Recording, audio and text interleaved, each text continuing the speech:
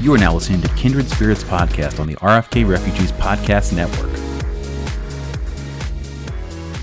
Welcome in, ladies and gentlemen, boys and girls. Kindred Spirits here on the RFK Refugees Podcast Network, live here on Twitch. And if you want to watch a replay of the show, you can also check us out on Goals TV, goals.tv, goalstv.com. What's the website, John? You're the one who signed. You're the one who did all the talking. Well, unfortunately, our Spirit content is actually not on Goals TV, so you will not watch us on there. But if you want to watch our DC United content on United 96, you certainly can go to goals.tv, the app, or on their website.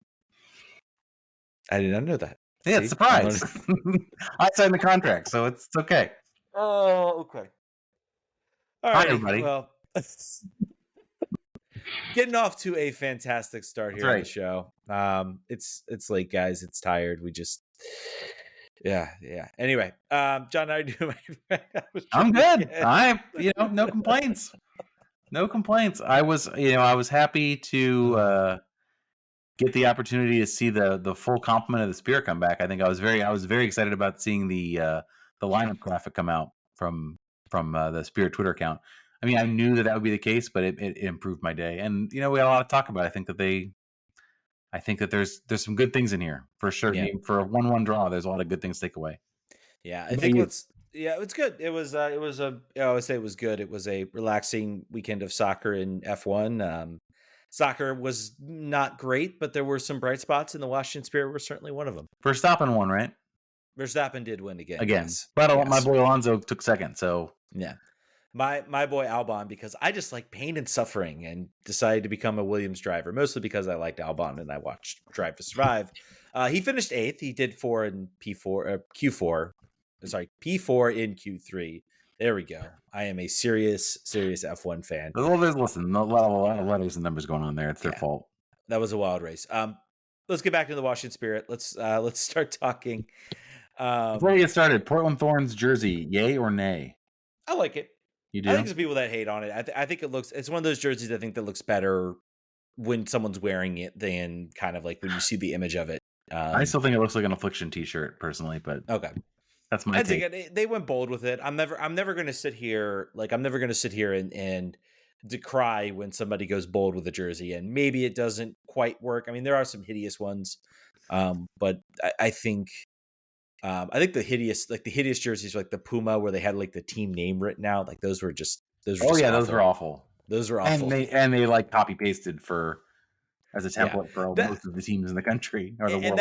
And that's the big thing. It's like you watch those types of things happen, and then you see someone trying to be bold with a jersey, and it's like I can't even hate on it because like they at least tried to do something unique and tried to do something good. But anyway, Washington Spirit 1-1 draw against Portland. I think we got some news. We got a little bit of news we could talk about. Let's get started with the. There's 2 bits of news. The smaller one I'll go first. The Snickers is the new jersey arm sponsor of the Washington Spirit. So get excited for that, folks. That's happening. And I don't know why they did this. Apparently it was like a soft launch. They just put it on the jerseys and didn't mention it. And then they're gonna have a thing later, like I guess probably this week sometime, talking about, I don't know, Snickers effort for women's sports empowerment. What are they gonna say to jazz it up from the Snickers side? Like, we're making a serious commitment here in pay equality or whatever it'll be. That'll come in. But great. I'm glad Snickers is a delicious candy bar. Yeah, so cool and good to see some legitimate sponsorship. That's not. I will say, look at contractors or there are. Yeah, that's not a pyramid scheme or something else. Did you say Skechers? What's that? Did you say that? I said defense contractors. Oh, I thought you said Skechers would be. All Skechers would be a funny sponsor as well. But Skechers would be an improvement over some of the sponsors that we see. For sure, less ethical concerns for Skechers. But I think there have been.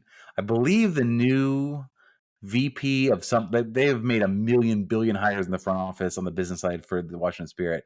I believe one of the new folks just came from Procter & Gamble. And I think used to manage Dove, like the soap worldwide. So I think that there is certainly an idea of like getting large scale brands to be affiliated with the Spirit that are more well known than, again, defense contractors, small investment firms, personal investment firms like previously were associated with the Spirit. So That's one bit of news. Ted has the more exciting news, I think, than the Snickers sponsorship. Yeah, the more exciting news is Michelle Kang sat down for a conversation with Jason Anderson, who's doing some excellent work over at Pro Soccer Wire, covering both DC United and the Washington Spirit, particularly. Talking about sort of Michelle Kang's dropped some news about plans. Obviously, the big story coming out is the proposed training facility, which Michelle Kang has talked about. She has stated that she knows every bit of land in DC, Loudoun, DC, Fairfax, and Prince George's County, I want to say. So she seems to be hunting for a site. She says it's not easy to find a 70 acre, which it sounds like is kind of what she's targeting. And apparently had looked at the RFK Stadium site, but that is of course being held for the Washington. Sorry, I have my notes here. The Commanders. Never heard of them. What's their name this week? Yeah, never heard of them. I don't know. They apparently they play the American style of football. I don't know. They're probably not a big deal in DC. Anyway, I'm just thinking about like if this deal, like, so basically they're saying they're just kind of, they're like, look, we love that site and we'd love to talk to the city about that site, but they are pretty much making it clear, well, we want to see what the Commanders want to do first. So kind of like a half joke, she was like, well, we need to see what the Commanders decide, and then we will and then we'll go in and maybe we'll take a look at the site. I'm just imagining like the reaction from certain members, like certain male dominated members of the fan base, that if it doesn't get done, and then the Washington Spirit training center, which I would love, by the way, for it to be at that RFK Stadium site, if that gets built out there, the amount of angst that would come from certain people would be just absolutely hilarious. I hope it happens personally. It would be awesome. Be amazing. I think you would think they could do both, right? 70 acres is a lot, but I guess the idea is that the Commanders, should they take over that space, will want all of it. They'll want like a similar deal that the DC United got, where they have ancillary development rights around the site. So that would be probably the challenge, I guess. But yeah, no, I would say it won't happen. We'll see. I know the team is using DC's training facility. I look forward to them building an amazing training facility that maybe DC decides they want to use down the road. Could happen. But yeah, so the team is looking for that. I think there wasn't really much out there. They're also looking, I think Lyon also came up, which is also the European team that she now owns. Apparently looking I think for a more equitable deal. They apparently struggled to get attendance out. I think they play at Lyon's stadium, but they've played to crowds of 1,500 or fewer. So she's looking for a more smaller, more intimate facility that I think would fit maybe a little bit more of for what their attendance would be. I feel like I didn't know that information. Yeah, I feel like that sort of information would have had me not buy that particular franchise, because that roster is star-studded. Like it is, and if they're having that sort of draw problems, and you are like, you can't. It's not like they just need to get better players. Like, that's done. Well, John, we're seeing what certain sections of Europe decide in certain federations of Europe want to do to their world champion international teams. Were I a potential purchaser of a women's football club, I would say, where might else I go? Where might I go where this is not the problem? But maybe there's nowhere. Maybe that's the problem. I mean, we'll see. Maybe there's a connection out there. I don't know. I think that is the more interesting thing that has come about in this purchase. I would say, from an interest perspective, reading that, you're kind of like, is she going to care more about Lyon than she will about the Spirit? I would say right now the Spirit are probably drawing better and more attention based on what we've seen from there. So I think the Spirit will definitely be the bigger team in this area, for sure.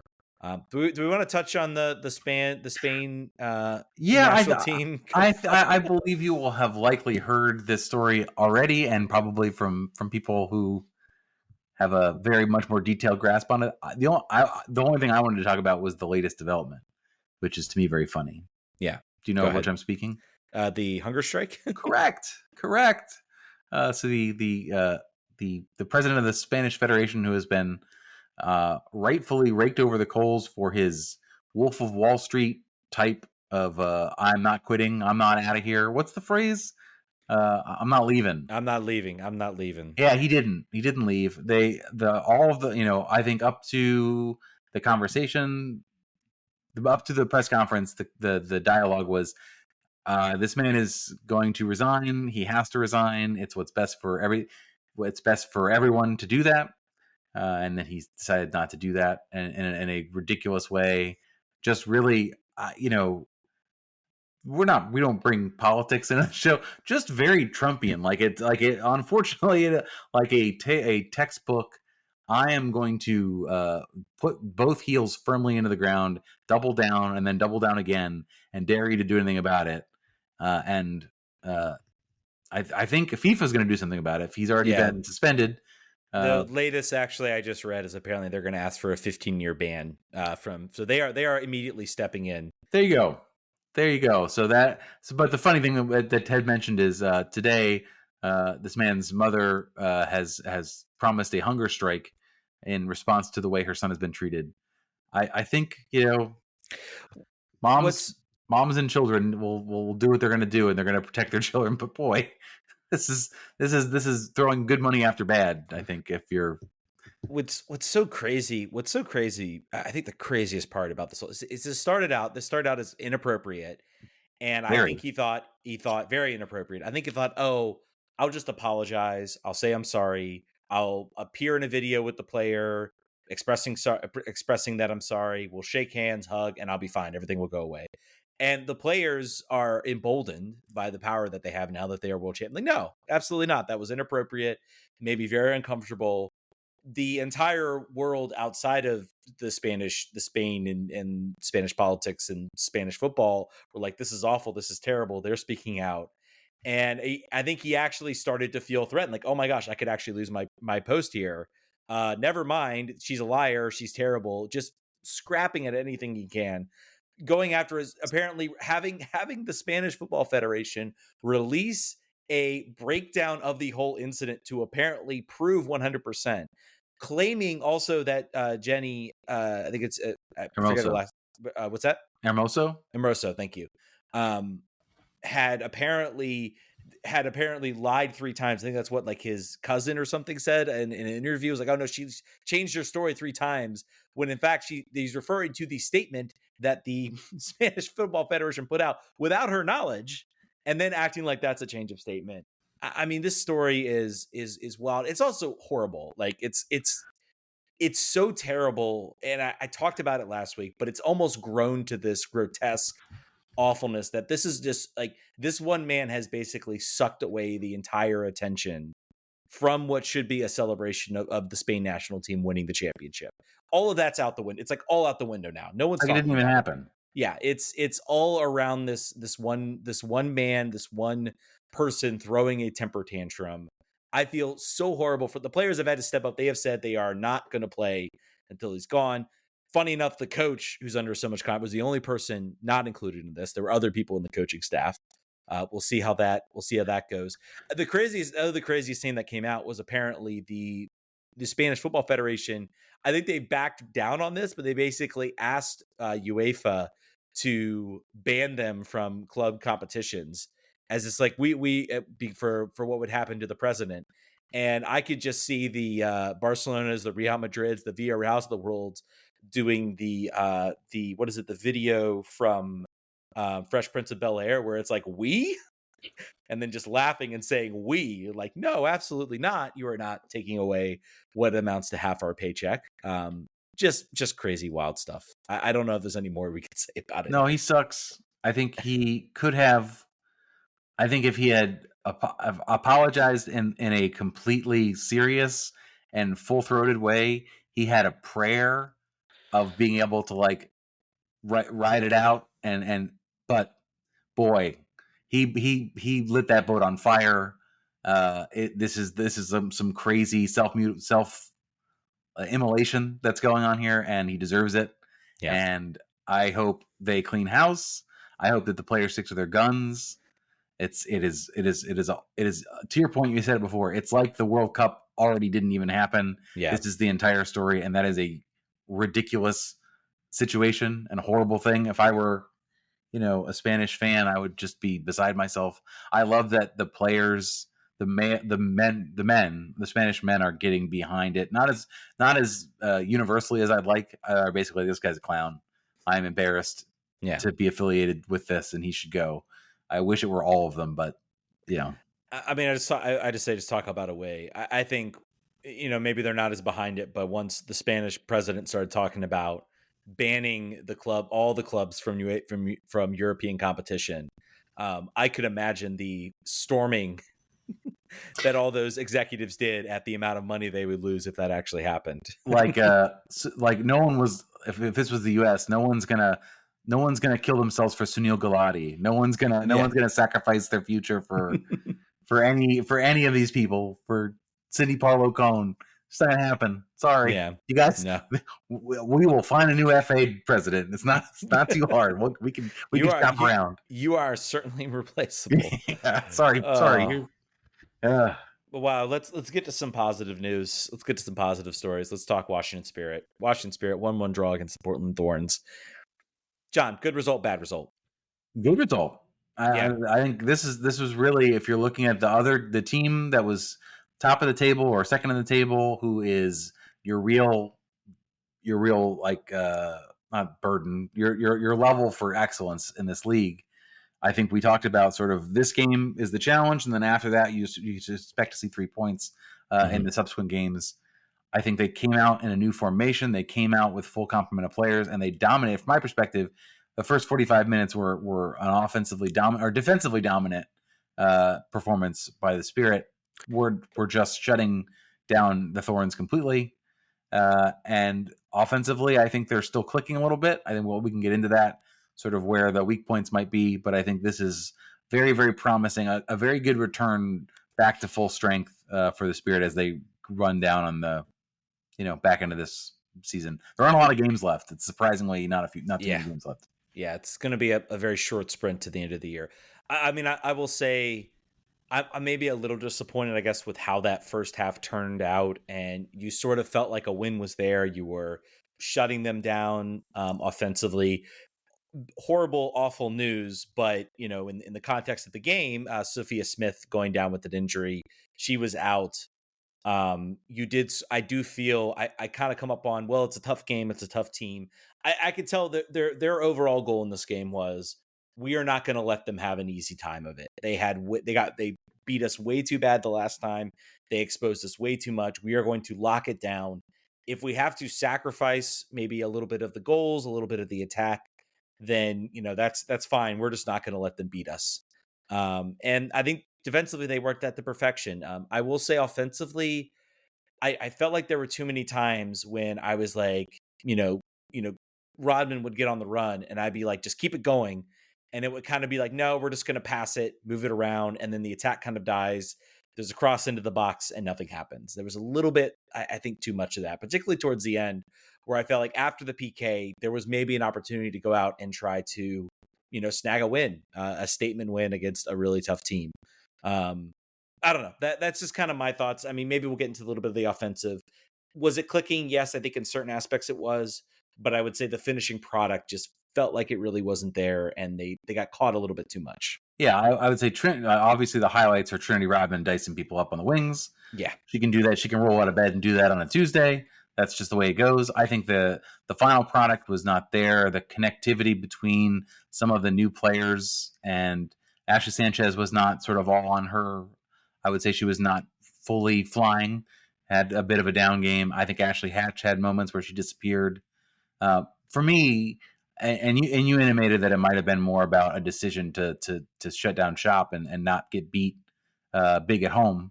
I think that they did very well with pressure defensively. They did very well with relieving the press whenever Portland tried to.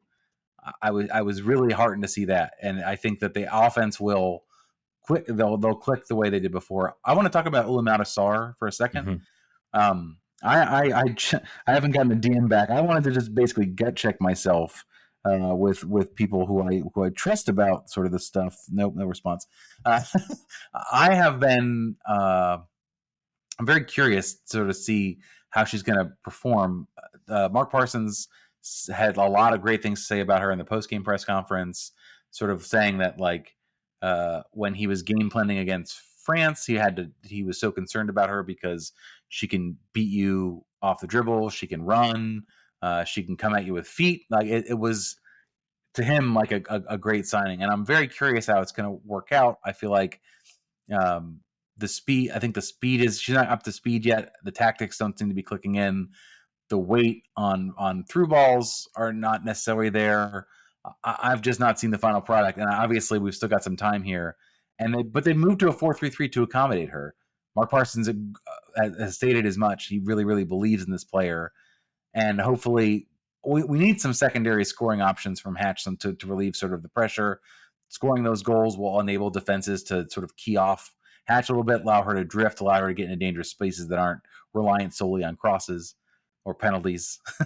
And this year, the Ola Penmara, whatever we used to call him, is starting to happen here. But I really want to see her excel because obviously she's got the pedigree. I'm not seeing it yet. I'm really curious how it's going to evolve. Yeah, I mean, I think like you, maybe it hasn't been game changing from her. I think the shift to North formation is always going to come with some challenges. I think it's going to be a matter of, and I think I'd be curious to see it. I'm always curious. They played well today. I think a draw was a fair result for both teams. I think shifting to a new formation, sometimes you get a weaker opponent. You can sometimes start to figure out those things and see those signs, that they become a little bit more obvious and maybe get in rhythm, get more comfortable, get some motivation to push forward. And so I'll be curious to see when they get out here against a side that's not, the other sort of one of the best teams in the league. I do want to caveat my opinions by saying this is her first game with the first choice 11. So as far as me being upset that her and Ashley Sanchez are not anywhere near the same page, probably not fair. I think I'm also remembering her role in the goal last game that caused them to try to remember. Did they lose last game or draw last game? Draw. Yeah, that caused them to get in that position. So her and Sam Staub had a bit of a goof at the end of the game that cost them points. So I'm thinking about that. I'm thinking about her stats where she was just losing every potential second ball. So I'd love to see it turn around. That's something to look at. You mentioned the Sophia Smith injury certainly impacted the Thorns. Also, I'm wondering if Tara McKeown's going to get attacked on Twitter. Sophia Smith is a extremely popular player. The tackle was not dirty, but it looked somewhat innocuous at the beginning. I would say, in real game speed, it did not look ACL-y. It didn't look sort of that way. It wasn't like a dramatic thing. But there is no news as of 10 hours ago. Clearly, MRI is sort of in play here, but she was on crutches. Mm-hmm. She had to be helped off the field. So it looks like potentially a serious injury from what looked like it could have been pretty innocuous. The U.S. is in a time span. Obviously, the Olympics are the thing that they're concerned about. When are the Olympics? Is it this summer? The next summer, yeah. Next summer, 2024 in France, I believe, Paris. So say this happens, it's possible if she could be eligible for selection at that point. Kind of tight, but so I'm just saying if it is, then worst case scenario, it's happening at a decent time from the U.S. perspective for her to recover. But not that you'd wish that, not that you'd hope it, not that you want that at all or anything. Not that you'd want that. Our Mallory Swanson already had taken the curse here before the World Cup. But anyway, that was a turning point, I think, from the game's perspective. I think they actually performed better in the second half, maybe as sort of you don't want to say like a motivation thing or whatever, but there was a change, I think, in the flow of the game with that substitution. Yeah, I mean, I think if you look at the XG graph, I think Portland actually started to creep up a little bit. I will say, from my perspective, it is very nice to have. Not that Nicole Bernhardt did a poor job; she was fine, but there is a definite. You notice it in the game from the confidence to come out and win the ball in the box, the saves. They nearly, I think, snuck one in, and I thought Kingsbury did well to get behind it. So definitely, a nice to have her back in the game, and I think she kept this game pretty she kept the game very close, and certainly you could tell that there was a difference in the box with her presence in there over some other players. So certainly welcome to have her back. The goal, I think, was just I think they lose the ball in the middle of the field. It's a really nice pass. Splits, I think maybe you could argue Mikione, and I can't remember the other defender who was, it may have been Carl out there on the right. I'm trying to remember, but they kind of right get would have been caught. Bailey, probably. Oh, Bailey, sorry, you're right. They kind of get caught, I think, a little bit not really knowing who's maybe marking, maybe one's thinking the other's marking. It's a really nice ball regardless. They split, they get the goal. I think at that point, you're maybe thinking, man, what a disappointing draw. But, I kept thinking, okay, I think they're going to get another chance here, and they do get it. I wanted to go back and look at who played that ball. It was a really wonderful ball over the top that finds Rodman, who makes that cross all the way from the defensive half of the field. And they don't mention it on the broadcast who plays that ball, but I would really like to look up and see who that was. But excellent ball from the defensive line over the top, finds Rodman. Cross comes in. Let's let me talk about this a little bit, because I think there are some. So there is the handling law is a mess. Let's be clear, it's still a mess. It's always been a mess. In my estimation, what the referee sees there, I forget the player. I think it's is it Coffee that goes up, I believe, who gets the penalty called on her. She goes up. Yes, the ball hits her leg, strikes her hand. She is also going up with her arms already in an unnatural position. You don't get bailed out just because your arms are up. You don't just get bailed out just because it goes off your foot. If she was swinging at the ball, kicking the ball, lunging for something, she can go up and still get her leg up with her arms not as far out as they were. Hits her hand. I think it's the right call. They looked at it for a while for sure on the VAR.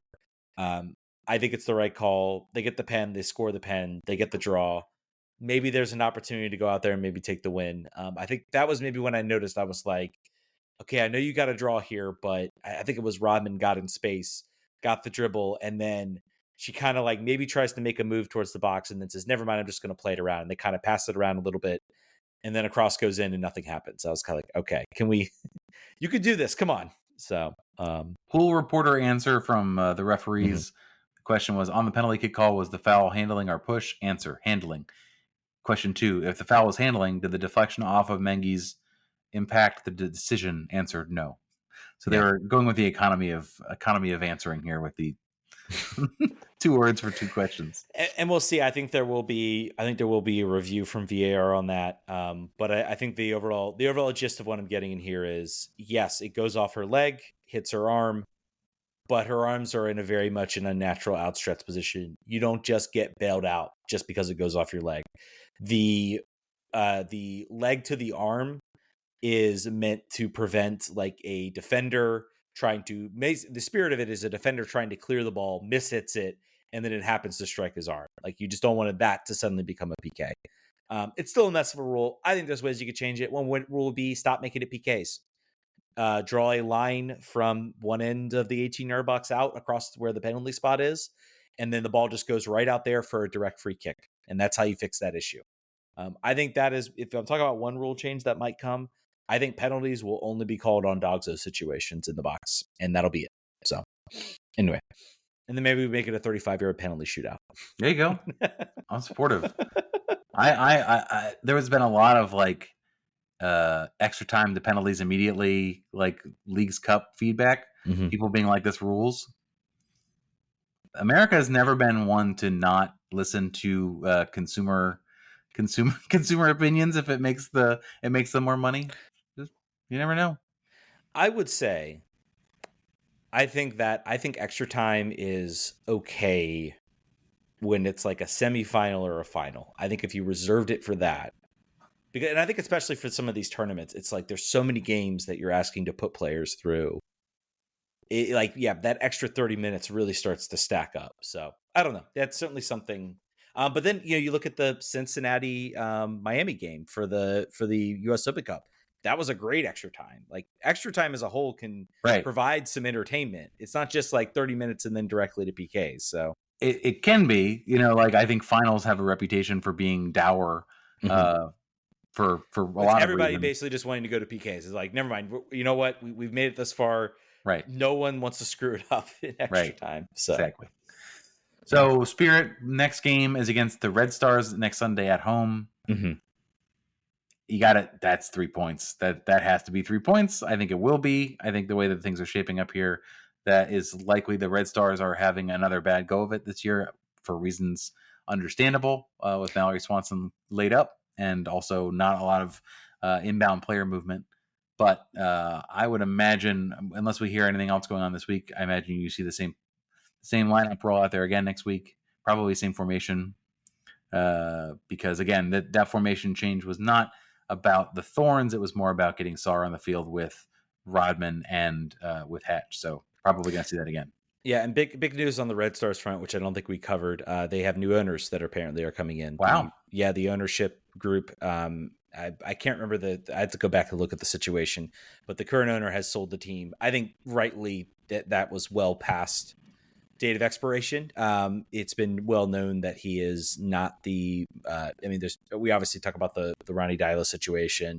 And just in general, there's been a lot of complaints about him as sort of an owner and how much he's willing to spend on accommodations. I think there was an excellent story out there about how, like, I think the player, like, you had a player was traded to Chicago and basically had to live in, like, I think I want to say Becky Sauerbrun's house. Like, they had no accommodation that was set up or available for her to use. It was like, oh, you're going to Chicago, and you called the office and it's like, well, where am I going to stay? Oh, we don't have that. Figure it out. Sorry. That's so like sounding like MLS in 2002 situation. Yeah, relying on a national team player to do that. I'll have to go find that story and maybe put it in the show notes. Let's go look for it. They've got money; they'll figure it out. Exactly. All right, I think that's gonna do it for this week of Kindred Spirits, guys. Again, check us out on Patreon.com. Get the full access to the shows. Definitely, your support helps us support and watch the show. Thank you guys so much for listening. We will catch you guys next week. Vamos.